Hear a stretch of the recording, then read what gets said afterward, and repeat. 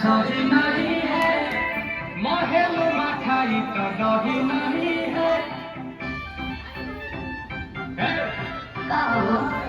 लागे मिजाज आज सही नहीं है महल मठाई तो दही नहीं